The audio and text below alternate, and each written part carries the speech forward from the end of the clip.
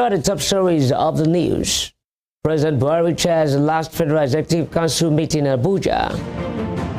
Former British Prime Minister Tony Blair visits Bola Tinubu at the Defense House in Abuja. On the foreign scene, U.S. distances itself from Russia's incursion. Good afternoon and welcome to Spring News at 12 on Westernspring Television. My name is Okwayemuni.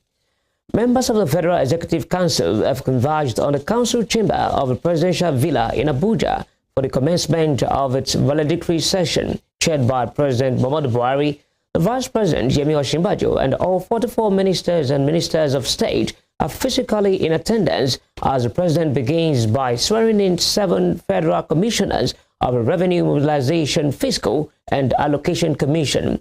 The Federal Executive Council, which has held no fewer than 15 sessions in 2023 alone, is expected to adopt the conclusions of the last 3 of its meetings, comprising 2 extraordinary meetings and 1 regular meeting. Buhari is also expected to officially dissolve the cabinet, after which an opportunity will be given for speeches and encomiums by each of the ministers. After the official cabinet dissolution, the ministers are expected to hand over to the permanent secretaries in their respective ministries. Former British Prime Minister Tony Blair yesterday paid a visit to the President-elect Bola Tinubu at the Defense House in Abuja. Tinubu disclosed this in a tweet on his handle. The visit comes 6 days before Tinubu's inauguration as successor to outgoing President Muhammadu Buhari. According to reports, those who attended the meeting include the Speaker of the House of Representatives, Femi Gbajabiamila, and Vice President-elect Kashim Shettima. Last Tuesday, the United States Secretary of State, Antony Blinken, called Tinubu, emphasizing his continued commitment to further strengthening the U.S.-Nigeria relationship with the incoming administration. To judicial matters, the Presidential Election Petition Court has concluded pre-hearing in all 3 petitions filed against the President-elect Bola Tinubu. Tinubu, the standard-bearer of the All Progressives Congress, APC, was declared winner of the February 25th election after scoring over 8 million votes.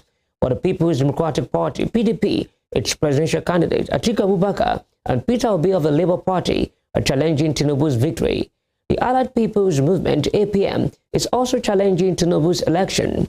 At the court session yesterday, the 5-member panel consolidated all the petitions because of the time-bound nature of the case. In the petition filed by Obi and the Labour Party, a total of 83 witnesses will be called by both the petitioners and the respondents. Tinubu, Shettima, and the APC said they would require the services of interpreters to translate from English to any other Nigerian language as required.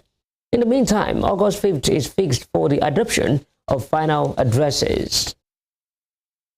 Meanwhile, a lawyer to Atiku Abubakar, the presidential candidate of the People's Democratic Party, PDP, at the 2023 election, has said the inauguration of the president-elect Bola Tinubu will not affect the petitions at the election tribunal. Speaking with journalists yesterday in Abuja, Chris Uche, who is the lead counsel to Abubakar, said Tinubu's swearing in will not in any way tie the hands of a court.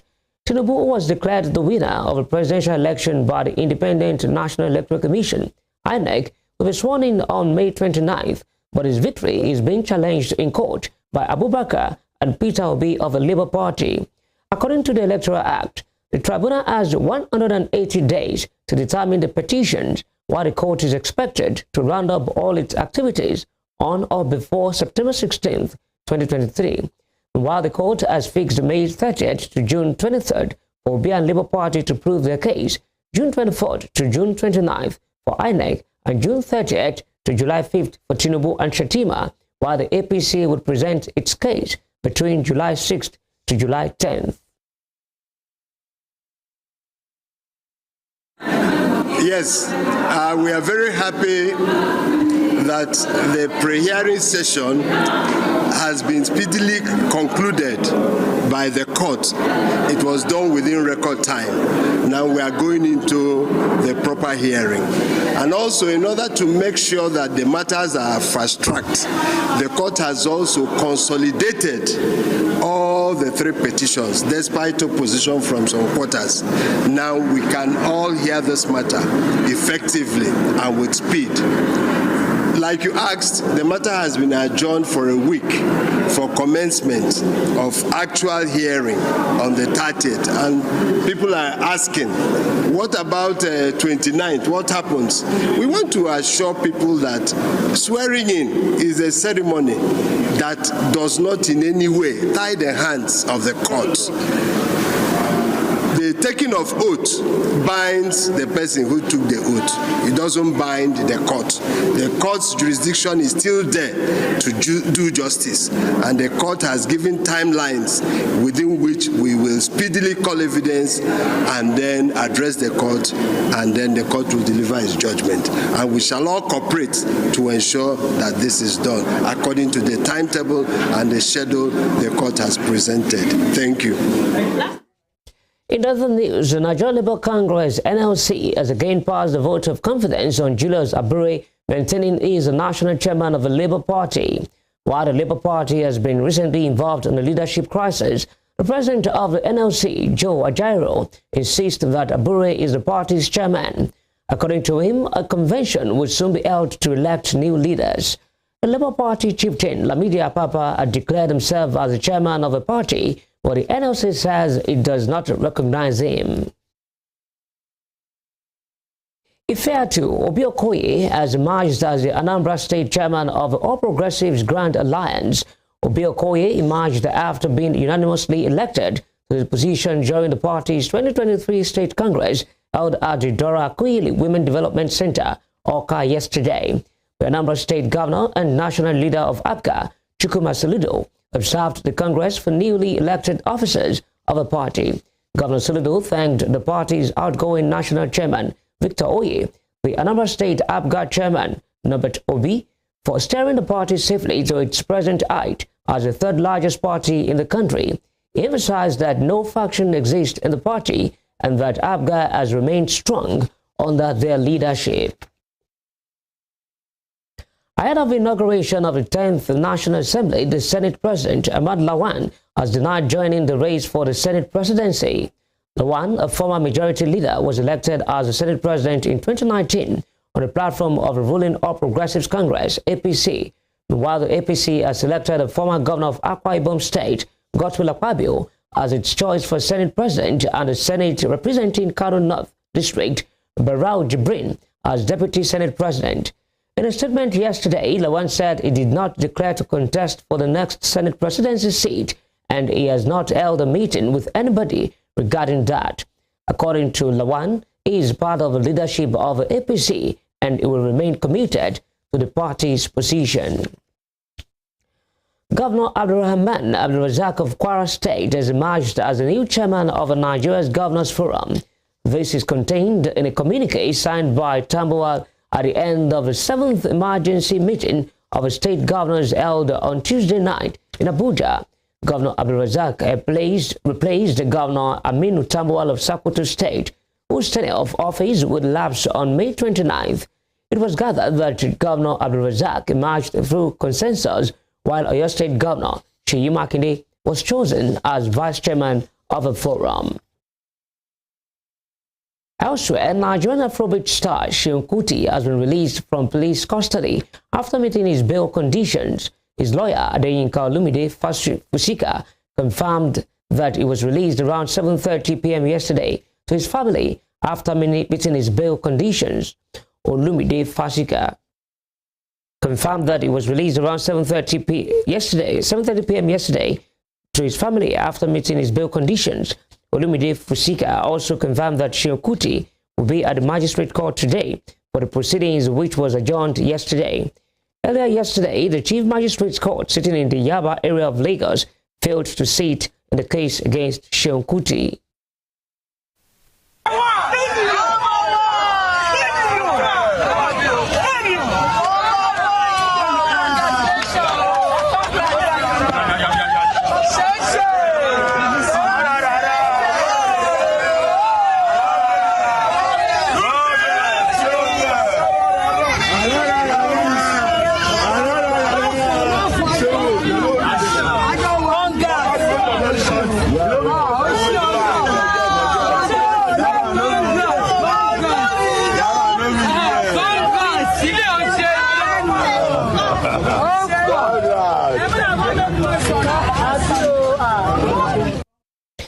watching Spring News at 12 on Westernspring Television.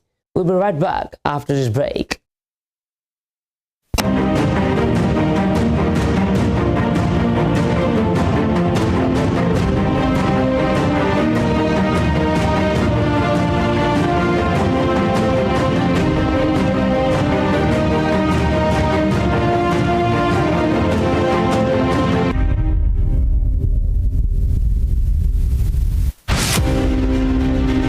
The Berlin Conference of 1884 defined the configuration of Africa, which hitherto existed as a continent of multiple kingdoms and empires under native rulers.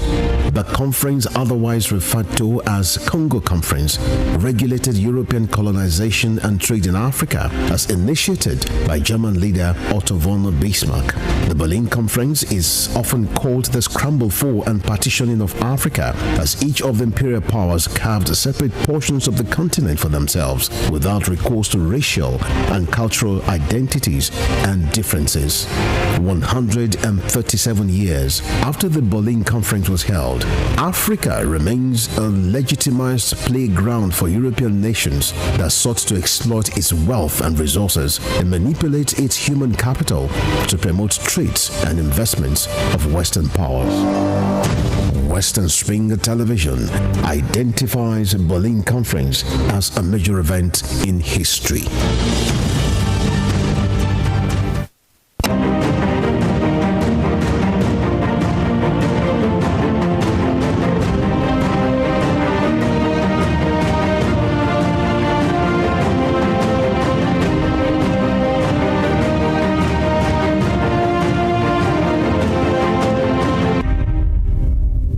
Welcome back on Spring News at 12 on Westernspring Television. Now to the rest of the stories. The House of Representatives has asked the federal government to direct all tertiary institutions to absorb Nigerian students fleeing the war in Sudan. The lower legislative chamber passed the resolution during plenary yesterday after the adoption of a motion of urgent public importance sponsored by a lawmaker from Katsina, Sadasoli. While moving the motion, Soli said there was no end in sight to the war in Sudan, leaving Nigerian students returning from the country in confusion about the way forward regarding their various educational programs. He said there was a need for a strict intervention by the federal government to ensure that the students were absorbed into tertiary institutions to continue with their education. The lawmaker said some tertiary institutions had shown the willingness to take the affected students, but that the approval of the federal government was required. Following that, the lawmakers mandated the Committee on Tertiary Education and Services to ensure compliance and report back within 1 week for further legislative action. On the foreign scene, the U.S. has distanced itself from an incursion into Russia, which Moscow says ended in the defeat of armed insurgents who entered from Ukraine. Parts of the border region of Belgorod came under attack on Monday in one of the largest cross-border raids since Russia invaded its neighbor last year. Russia later released pictures of abandoned or damaged Western military vehicles, including U.S.-made Humvees, but the U.S. insisted it did not encourage or enable strikes inside of Russia. In a news briefing yesterday, Matthew Miller said it was up to Ukraine to decide how to conduct the war. Villages in Belgorod near the border were evacuated after coming under fire, while Russia says 70 attackers were killed and has insisted the fighters were Ukrainians. In the United States, Ron DeSantis is set to announce his bid for the 2024 Republican presidential nomination in a live-streamed Twitter chat with the platform's billionaire owner Elon Musk. DeSantis will make the announcement during the Twitter Spaces event today and will file a document with the Federal Election Commission declaring his candidacy at the same time. Musk confirmed the plan during a conference hosted by the Wall Street Journal. DeSantis was re-elected to his second term as Florida governor in November, and his impassioned battles over pandemic lockdowns and divisive cultural issues have endeared him to conservatives. His rising profile among Republicans and fundraising prowess are likely to make him the biggest threat to former President Donald Trump's bid to become the Republican nominee for the White House again. During the coronavirus pandemic, DeSantis became the national face of resistance to mask and vaccine mandates and has been a fierce critic of Anthony Fauci, who headed the government's COVID-19 response during the Trump and Biden administrations. Elsewhere, a deadly fire at a school dormitory in Guyana appears to have been started by a pupil who was angry a mobile phone had been confiscated. Officials say 19 people, mostly female students, were killed in the blaze in the South American country in the early hours of Monday. The dorm was reportedly locked and had covered windows, which trapped victims. The teenage suspect is currently in hospital with burns and has reportedly admitted to the arson. According to reports, authorities are now taking advice on whether to charge her. The fire was started in the bathroom area and eventually tore through the old building, which was partially made of wood and was housing 57 pupils at the time. Moving on, the United Kingdom government has announced a package of measures aimed at international students, including a ban on some family members, as ministers come under growing pressure to cut immigration. Official figures published last November estimated net migration to June 2022 at just over 500,000. Under the new proposals, only students on postgraduate courses designated as research programs will be able to bring dependents to the UK while they study. Overseas students will be prevented from switching out of a student route into work routes before their studies have been completed. According to a government statement, there will also be improved and more enforcement activity and a crackdown on unscrupulous agents using education as a cover for immigration. Some business stories. The Central Bank of Nigeria, CBN, says it has revoked the operating licenses of 132 microfinance banks, 3 finance companies, and 4 primary mortgage banks. Governor of the Apex Bank, Godwin Emefiele, revoked the licenses of the institutions on Monday. According to reports, the revocation list was published in accordance with the BOFIA 2020 Act No. 5. The firms have ceased to carry on in Nigeria the type of business for which their licenses were issued for a continuous period of 6 months.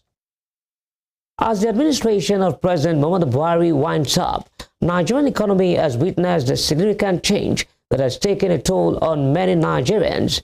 In this report, Toby Sanusi examines the Nigerian economy under the Buhari-led administration.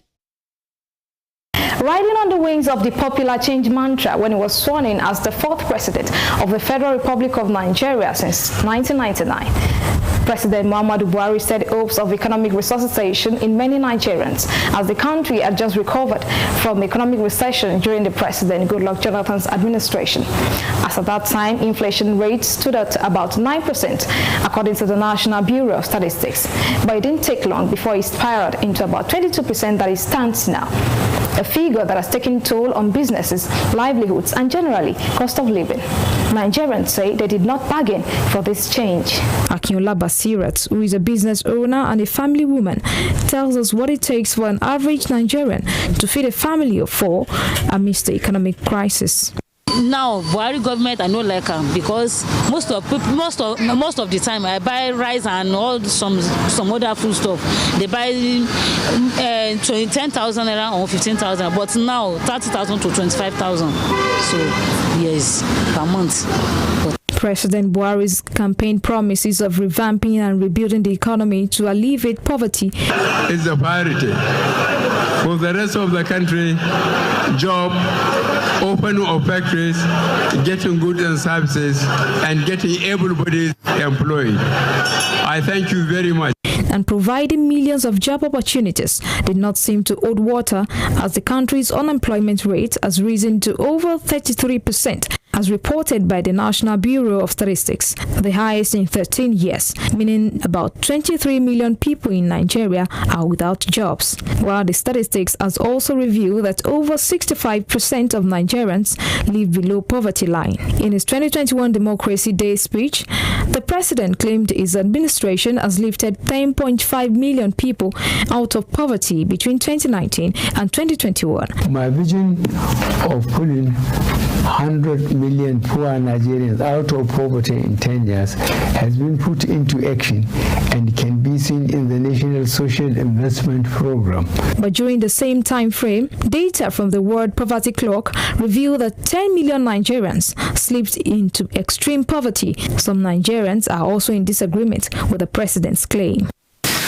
Once you import most things you use, because economic activities began from production, distribution, exchange, and consumption. Once you import most things, it means you are going to deplete the quantum of your reserve. Once that is reserved, it will affect the value of your currency. Our currency now become almost nothingness compared to civilized currency. So that led to inflation. Now you ask me, what efforts has Buhari made to correct these anomalies? He tried, but for whatever trial he did, it wasn't good enough. We needed to confess. Similarly, Nigeria's debt profile has surged since the inception of President Buhari's administration, with the Debt Management Office pegging the nation's debt profile to 46.25 trillion naira, as against the 12.12 trillion naira it stood in 2015. According to reports, President Buhari's administration has borrowed 3 times the combined amount borrowed by 3 previous administrations. However, some Nigerians lauded President Buhari's effort in assenting to the Petroleum Industry Act in 2021 to encourage further private sector participation in the petroleum sector, like the recently commissioned Dangote refinery project by the president. According to the CBN governor, Godwin Emefiele, the federal government may save about 35 trillion naira in fiscal expenditure within the next 5 years, with the commencement of operations at the Dangote refinery and petrochemicals in July. Meanwhile, the president recently prides himself in the oil and gas sector, listing the signing of the Petroleum Industry Act, the ongoing 614-kilometer Ajaokuta-Kaduna-Kano gas project, among others, as part of his achievement in his 8 years in governance. Toby Sanusi, Westernspring Television News. To sports, the Flying Eagles are set to take on Italy in the second game at the 2023 FIFA Under-20 World Cup, the win enough for them to reach the knockout phase of a competition. Nigeria defeated debutants, the Dominican Republic, 2-1 in the first match at the age grade tournament, and will go into today's clash with Italy. Italy on their part saw of heavyweights Brazil 3-2 to top the Group D standing, and the win for either side will confirm their supremacy in the lot. The match day 2 encounter is the second time both sides will clash at this level. Manchester City manager Pep Guardiola says he wants the 115 Premier League financial charges against the club to be dealt with as soon as possible. In February, City were charged with breaches of the league's financial rules from 2009 to 2018. They were also accused of not cooperating since the investigation began in December 2018. City have denied financial wrongdoing and say their innocence is supported by a body of irrefutable evidence, and they look forward to the matter being put to rest once and for all.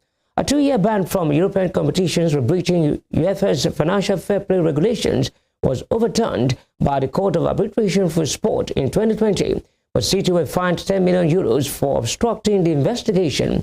Speaking before today's game at Brighton, Guardiola, who has led the club to their 5th Premier League title in 6 seasons and their 3rd in a row, said he would like if the Premier League and judges could make something as soon as possible. 100 breaches for the Premier League against us. Don't worry, we will be there. If it happens, it happens. It will happen in the UEFA, and after you know what will happen. Now is the Premier League. So let's go.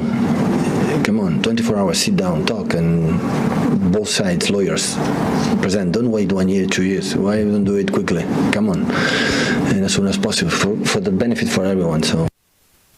Valencia have been sanctioned with a partial stadium closure for 5 matches following the racist abuse of Real Madrid forward Vinicius Jr. Spanish police have detained 3 people in connection with the abuse directed at the Brazilian at Mestalla Stadium on Sunday. Valencia have also been fined €45,000. Valencia's south stand will be closed, and the club has 10 working days to appeal. The Spanish Football Federation also said Vinicius will not be suspended after being sent off in the 97th minute of a 1-0 defeat, and is available for today's game against Real Vallecano. Before we end the news, here's a recap of our top stories. Members of the Federal Executive Council have converged on the council chamber of the presidential villa in Abuja for the commencement of its valedictory session, chaired by President Muhammadu Buhari. Former British Prime Minister Tony Blair yesterday paid a visit to the President-elect Bola Tinubu at the Defense House in Abuja. On the foreign scene, the U.S. has distanced itself from an incursion into Russia, which Moscow says ended in the defeat of armed insurgents who entered from Ukraine. You can follow us on our social media handles on Facebook, Instagram, and Twitter at Westernspring Television. You can also watch us live on our YouTube channel at Westernspring Television.